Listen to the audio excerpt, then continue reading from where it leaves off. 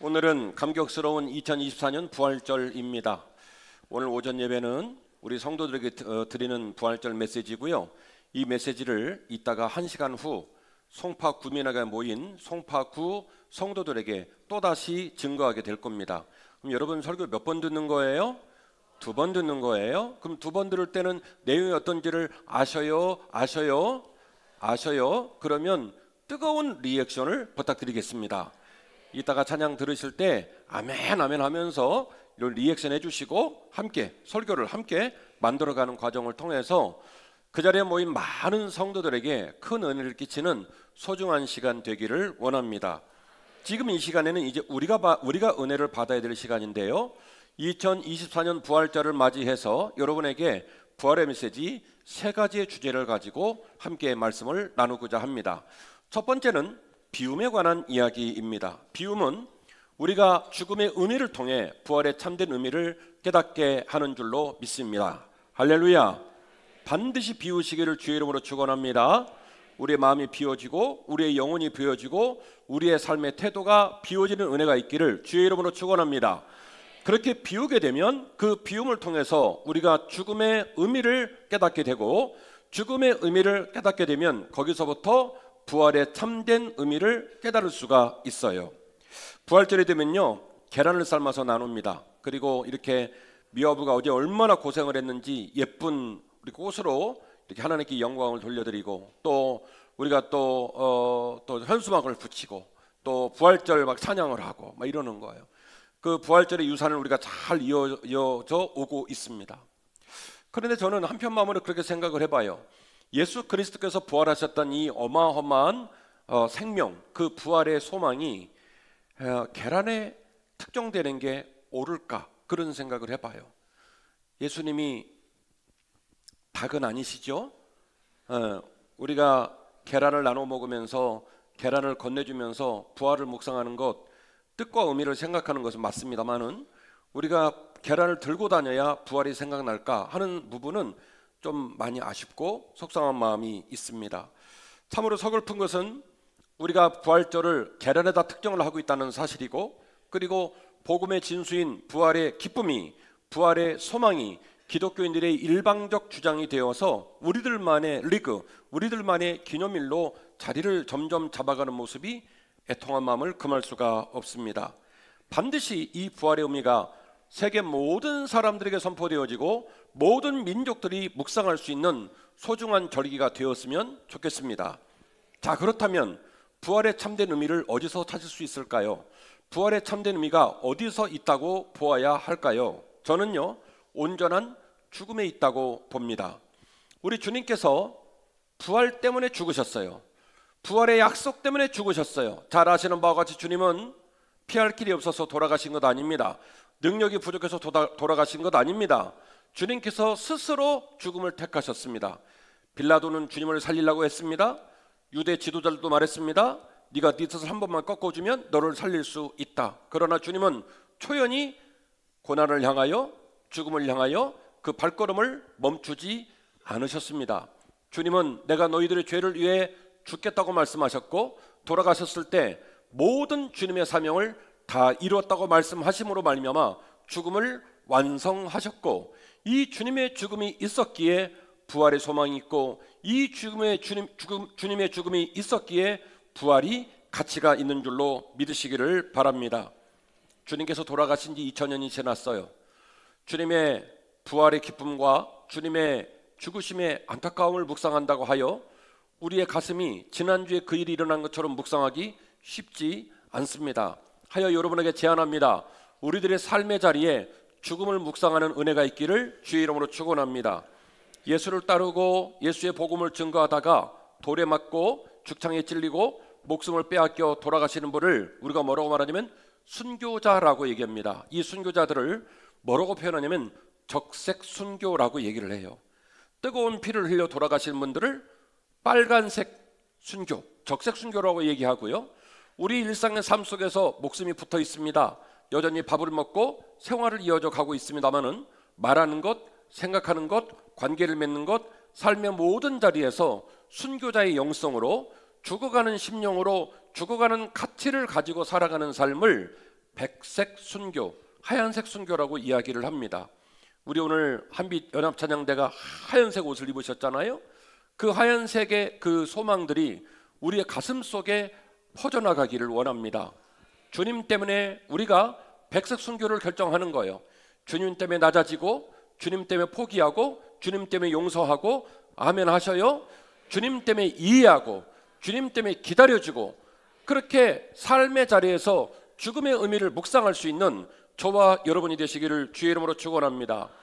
우리가 살고 있는 이 세상은요, 더 이상 섬기는 자, 참는 자, 타인의 어려움을, 그들의 눈물을 공감하는 자, 기다리고 인내하는 자, 미래를 위해 꿈꾸는 자를 더 이상 찾아볼 수 없는 불행한 시대를 살고 있습니다. 지구의 자원은 유한합니다. 그리고 우리들은 늙어갑니다. 우리들이 갖고 있는 소유도 유한합니다. 그래서 사실은 생각해보면 우리도 불쌍하고 이웃도 불쌍하지요. 용서하지 않는다면, 기다리지 않는다면, 배려하지 않는다면, 격려하지 않는다면 누가 과연 행복할 수 있겠습니까? 그런데 세상은 말합니다. 용서하지 말라고요. 기다리지 말라고요. 봐주지 말라고요. 너만 생각하라고요. 너만 생각해도 그래도 삶이 될까 말까 한데 무슨 그 와중에 남을 걱정하냐고 그렇게 가르칩니다. 참으로 불행한 시대를 맞이하고 있습니다. 그러나 우리는 주 예수 그리스도로 말미암아 죽음을 결정하고 죽음의 정신을 묵상하는 한빛가족 모두가 되시기를 주의 이름으로 축원합니다. 오늘 여기 본문의 말씀은 빌립보서라는 본문인데요, 빌립보서 3장에 주제가 붙어 있습니다. 뭐라고 써 있냐면 그리스도를 아는 지식이라고 되어 있어요. 바울은 과연 주님을 어떻게 이해했을까요? 바울이 알고 있는 주님은 어떤 모습일까요? 빌립보서는 4장밖에 없다고 말씀을 드렸습니다. 빌립보서 4장밖에 안 되는 이 본문에 기뻐하다라는 동사가 9번, 기쁨이라는 동사가 5번, 총 합치면 몇 번 나옵니까? 14번이나 기쁨에 관한 얘기가 나옵니다. 과연 어떤 일로 사도 바울은 기뻐할 수 있었을까? 그가 예수 그리스도를 어떻게 이해해서 그런 기쁨을 선포할 수 있었을까? 오늘 보면 이렇게 말합니다. 내가 그리스도와 그 부활의 권능과 그 고난의 참여함을 알고자 하여 그의 죽으심을 본받았다. 부활을 알기 위하여, 그 영광을 알기 위하여, 그 부활의 권능에 참여하기 위하여 무엇을 본받았다고요? 그의 죽으심을 본받았다. 어떻게 해서든지 죽은 자 가운데서 부활에 이르려 하노니 내가 이미 얻었다 함도 아니요 온전히 이루었다 함도 아니라 오직 내가 그리스도 예수께 잡힌 바 된 그것을 잡으려고 달려가노라. 예수 그리스도의 통치, 예수 그리스도의 주권, 예수 그리스도의 이끌음을 위하여 나는 달려간다. 내 언어, 내 마음, 내 삶이 주님께 매달려 있기를 원하고 주께서 통치하기를 원하고 주께서 이끄시길 원한다. 오직 그것을 위하여 나는 달려간다. 그것이 바로 사도 바울이 깨달았던 그리스도를 아는 지식이에요. 죽음을 경험하고 죽음을 관통해서 예수 그리스도를 따라가는 삶을 통하여 기뻐하다가 5번, 기뻐하다가 9번, 기쁨이 5번, 총 14번이 넘는 기쁨을 선포하게 된 것입니다. 앞에 나오는 선행 구절은 이렇게 써 있습니다. 빌립보서 2장 5절 이하의 본문인데요, 너희 안에 이 마음을 품으라 곧 그리스도 예수의 마음이니 그는 근본 하나님의 본체시나 하나님과 동등됨을 취할 것으로 여기지 아니하시고 오직 자기를 비워 종의 형체를 가지사 사람들과 같이 되셨나니 사람이 모양으로 나타나서 자기를 낮추시고 죽기까지 복종하셨으니 곧 십자가의 죽으심이니라. 할렐루야. 주님의 마음을 품고 주님처럼 죽을 수만 있다면 우리도 살고 가정도 살고 교회도 살고 이 땅도 살게 될 줄로 믿습니다. 너희 안에 이 마음을 품으라 곧 그리스도 예수의 마음이니 그 마음에 죽음이 있었고 그 마음에 겸손이 있었고 그 마음에 섬김이 있었고 그 마음에 십자가를 지시길 원하는 거룩한 헌신이 있으셨습니다. 죽음의 의미를 깊이 묵상할 때 우리는 거기서 비로소 부활의 의미를 깨닫게 됩니다. 두 번째로 체험입니다. 체험은 우리 마음이 십자가로 가득 차야만 부활과 연결될 수 있음을 우리에게 알려줍니다. 예수님의 십자가 사랑이 우리의 삶의 중심이 되어야 한다는 거예요. 이를 통해 우리는 부활의 소망을 갖게 되고 이 소망으로 우리의 삶을 이끌어갈 수가 있습니다. 여러분, 기독교의 핵심이 뭐죠? 복음이에요. 기독교의 핵심, 가스펠, 복된 소식, 굿뉴스. 기독교 핵심은 복음입니다. 그리고 그 복음의 내용이 뭐냐라고 묻는다면 딱 두 가지로 말할 수 있는데 복음의 내용은 두 가지밖에 없습니다. 십자가, 십자가의 부활입니다. 예수 그리스도의 십자가, 예수 그리스도의 부활, 이 두 가지가 복음의 내용입니다. 사랑하는 성도 여러분, 우리의 삶의 도정 속에서 2000년이 지나고 난 십자가의 그 사건이 내 사건 되지 않으면, 그 예수님께서 나를 위해 십자가 지셨고, 그 예수님께서 나 때문에 십자가의 처형을 당하셨고, 그 예수님께서 나 때문에 십자가에서 돌아가심으로 말미암아 내게 부활의 소망을 주셨다는 사실을 우리가 깨닫게 됐을 때, 그 십자가를 만나고 그 십자가로 우리 마음을 가득 채웠을 때 비로소 부활의 문이 열리게 되는 줄로 믿습니다. 우리 중에 누구도 부활을 경험하지 못했어요. 오직 예수님이 부활하셨고, 예수님 우리에게 약속하셨습니다. 내가 부활한 것처럼 너희들도 부활하게 될 것이다. 따라서 예수 그리스도의 십자가로 우리 마음을 채우지 않으면, 예수 그리스도의 십자가 약속을 믿어지지 않으면 부활도 우리 것이 될 수가 없다는 것입니다. 예수 그리스도의 십자가를 관통하여 예수 그리스도의 십자가를 채움으로 우리에게 부활의 소망이 넘치시기를 주의 이름으로 축원합니다. 오직 십자가로만 부활을 볼 수 있습니다. 비로소 신자는 십자가로 부활과 연결되어지고 부활을 온전히 소망할 수 있는 힘을 십자가로부터 공급받게 되어집니다. 마지막 세 번째입니다. 나눔이라는 단어인데요, 오늘 단어가 3개 나왔습니다. 첫 번째는 뭐였죠? 비움. 우리가 죽음의 의미를 묵상해야만 부활의 의미를 깨달을 수 있다. 두 번째는 뭐죠? 채움. 뭘 채워야 된다고요? 오직 십자가, 오직 예수의 십자가를 채워야만 그 십자가 힘으로, 그 십자가 인도함으로 부활로 연결될 수 있다. 마지막 세 번째는 뭡니까? 나눔입니다. 나눔은 부활 신앙을 실천하는 가장 강력한 증거인 줄로 믿으시기를 바랍니다. 나눔은 부활 신앙을 실천하는 삶의 강력한 능력, 증거입니다. 우리 모두는 우리 주변의 이웃과 공동체에 부활의 힘과 부활의 희망과 부활의 사랑을 나누어야 될 줄로 믿습니다. 지구는 신음하고 있습니다. 인간의 삶은 경제적인 풍요로움 속에서도 점점점 피폐하여져 갑니다. 그래서 사람들은 살기가 힘들다고 말해요. 그리고요, 동물들도 살기가 너무너무 힘이 들어요. 잘 아시는 것처럼 야산에 있어야 될 동물들이 자꾸 도시로 내려옵니다. 왜 그래요? 자연 환경을 전부 다 파괴해서 그들이 야산에서 스스로 생명을 보존할 수 없기에 도시로 내려와서 로드킬 당해서 차에 치여 죽고 사람들의 손에 잔인하게 죽음을 맞이하게 된단 말이에요. 세상이 슬퍼 울고 있고 사람도 힘들어하는 삶을 살아가고 있습니다. 여러분, 과연 인간은 누구이며 무엇을 위해 사는 존재일까요? 제가 이 자리에서 여러 번 말씀을 드렸지만 적어도 사람은요, 평생의 삶을 살면서 이 질문을 잊어버리면 안 됩니다. 나는 누구일까? 나는 어디서 왔고 나는 어디를 향해 살아가고 있을까? 나는 왜 살까? 과연 나는 내 삶의 가치를 어떤 곳에 두고 어떤 방법으로 내 삶을 살까? 이거를 생각해야만이 삶의 가치가 우리에게 다가와요. 밥 세 끼를 먹습니다. 밤이 되면 잡니다. 봄이 지나면 여름이 옵니다. 여러분, 1년에 찾아오는 사계절을 체험하자고 인생을 사는 건 아니잖아요. 오늘 밥을 먹었으니까 내일 배가 고프니까 또 밥을 먹는 건 아니잖아요. 밥을 먹고 잠을 자고 건강을 관리하고 그 모든 삶의 기본 위에서 우리는 꿈을 꿉니다. 내가 누군지, 내가 무엇을 위해 사는지, 어떤 삶의 가치를 구현하고 이 땅의 삶을 마칠 건지를 고민해야 될 존재가 인간인 줄로 믿습니다. 특별히 부활을 깨달은 사람인 줄로 믿습니다. 특별히 그리스도의 사람인 줄 믿으시기를 바랍니다. 사랑하는 한빛가족 여러분, 지구가 신음하고 있고 세상이 신음하고 있지만 그 지구를 닮지 않은 사람들, 그 세상을 닮지 않은 사람들이 있다는 것을 우리 이웃에게 보여줄 필요가 있습니다.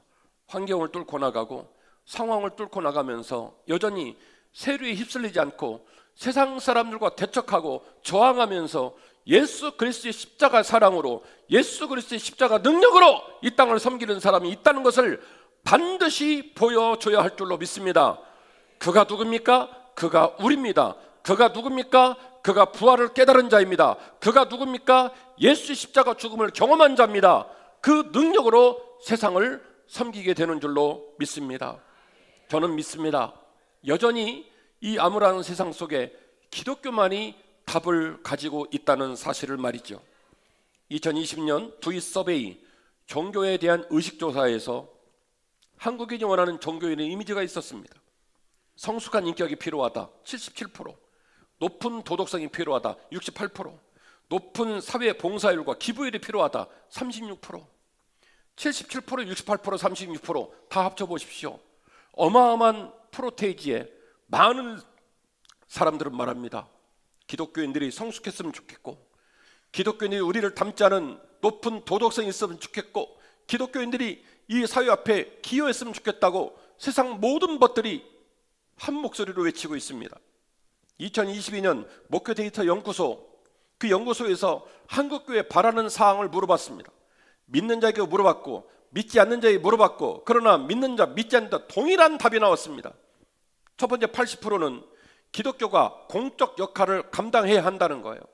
70%는 기독교가 이 사회의 갈등과 이 사회의 심란한 슬픔 상황 가운데서 사회를 봉합하고 사회를 끌고 갈 수 있는 역할을 감당해 줘야 한다는 거예요. 비록 그들은 아직 교회를 안 왔습니다. 비록 그들은 교회가 어떤 집단인지를 정확히 모릅니다. 그러나 그럼에도 불구하고 그들은 교회를 바라보며 꿈꾸고 있고 교회를 바라보며 울고 있습니다. 개독교라고 하는 말은 사실은 그 안에 여전히 그들이 기독교를 향한 간절한 열망이 담겨져 있는 거예요. 내가 기독교를 생각하며 기대했는데, 내가 기독교인을 생각하며 꿈을 꾸었는데 그들이 희망이 되지 못하고 소망이 되지 못하니 열받아가지고 뿔이 나서 개독교라는 말을 쓰는 거예요. 슬퍼할 일이 아니에요. 개독교라는 용어를 다시 기독교로 돌려놓으면 됩니다. 공적인 책임감, 사회의 상처와 갈등을 봉합하고 높은 도덕성과 높은 인격을 가지고 이 땅을 여전히 섬길 수 있는, 세류에 휩쓸려 가지 않는 거룩한 주의 백성이 있다는 것을 반드시 보여주어야 합니다. 그 사람이 바로 부활의 소망을 실천하는 사람들입니다. 영상 하나 보겠습니다.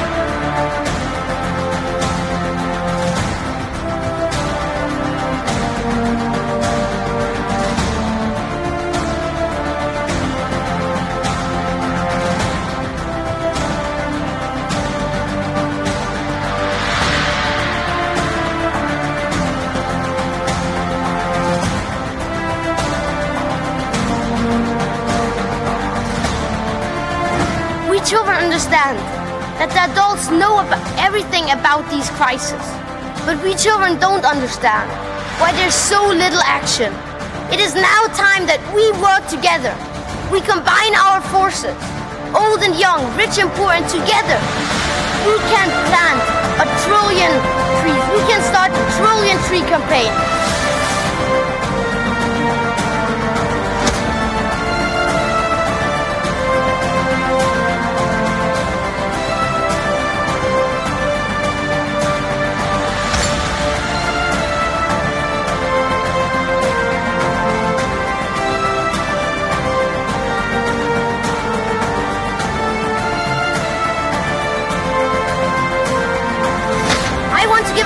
To all children of the world, we can make a difference. And never forget, one mosquito cannot do anything against the rhino, but 1,000 mosquitoes can make a rhino change its direction. 독일의 한 마을에 펠릭스라는 어린아이가 있었습니다. 그 어린아이는 어렸을 때부터 북극곰을 너무너무 좋아했대죠. 인형도 북극곰을 가지고 놀았고 북극곰을 너무너무 사랑했는데, 그 아이가 9살이 됐을 때 뜻밖의 얘기를 듣게 됩니다. 지구온난화로 말미암아 지구가 신음하고 있고 북극에 빙하들이 녹아내려서 북극의 곰들이 사라질 거라는 거예요. 네가 나이를 먹어서 네 힘으로 비행기를 타고 북극에 갈 수 있을 때쯤에는 북극에 더 이상 곰이 없을 거라는 얘기를 듣게 됩니다. 이 어린아이는 마음의 결심을 합니다. 죽어가는 북극 곰을 위해서 내가 이 나라 이 땅에 나무를 심겠다. 나무를 심고 또 심어서 언젠가 북극곰이 사라져가는 북극이 다시 북극곰이 잘 살 수 있는 그런 좋은 지구를 만들겠다라는 어마어마한 꿈을 9살 펠리스가 꾸게 됩니다. 그 꿈은 얼토당토하는 꿈이었습니다. 유엔도 하지 못하는 꿈, 미국이라는 나라도 중국도 소련도 못하는, 러시아도 못하는 그 어마어마한 꿈을 작은 어린아이가 마음에 품었습니다. 그 아이는 나무를 심기 시작했고 그 아이에게 사람들이 물었습니다. 아이야, 너는 나무를 몇 그루를 심기를 원하니? 그 아이 입에서 나온 답은 100만 그루였습니다. 몇만 그루요? 100만 그루. 100만 그루의 나무를 심겠다는 거예요. 어른들은 다 웃었습니다. 그러나 그 아이가 나무를 심기 시작한 것이 작은 반향이 되어 친구들의 마음을 움직이기 시작했고 동네 어른들의 마음을 움직이기 시작했고 단 3년 만에 이 아이는 100만 그루의 소망 중에 50만 그루를 심었습니다. 그리고 그 아이가 19세가 되었을 때 무려 150억 그루의 나무를 심었습니다.